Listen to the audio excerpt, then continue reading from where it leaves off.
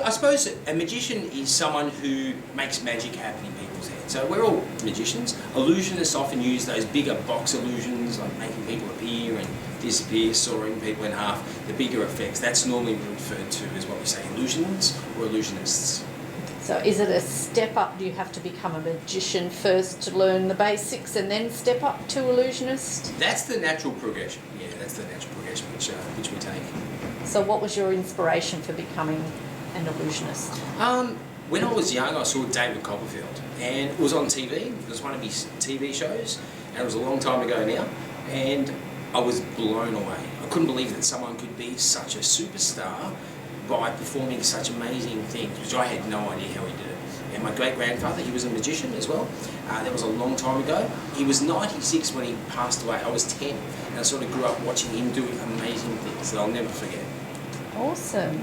And Christy, you're the assistant. What's involved with being an assistant? You have to be very flexible, and you have to pretty much just do what he tells you to do. So what brought you into this sort of line of work? Well, I'd worked for other magicians before. I used to work on cruise ships overseas, so I'd worked for a few other magicians and illusionists. So I already had a bit of a background in magic, and then I was working at Movie World, where I work during the week, and one of the girls there, Matt's older sister, well, prior assistant to me, she was going overseas, and she was like, Matt's looking for a new assistant. So then I just kind of fell back into the magic world. Yeah. So do you have to be trained in magic as well?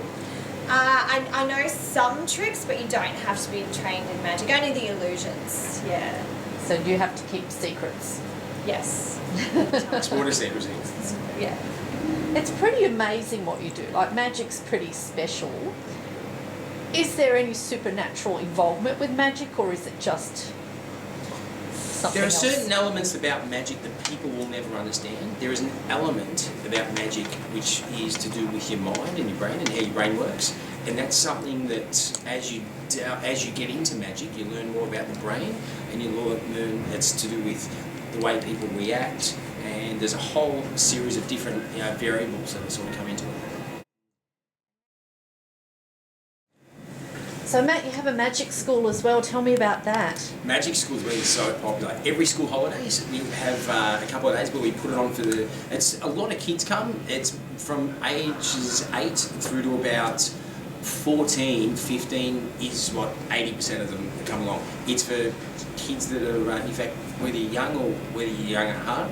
And we've had like 80-year-olds come as well. So it's open age, but they learn some of the most amazing effects of magic, from levitation, making things float in the air, those cool card tricks that you can do, and you write your name on a card and it disappears and appears inside your shoe with their signature on it, and do some really cool stuff, yeah.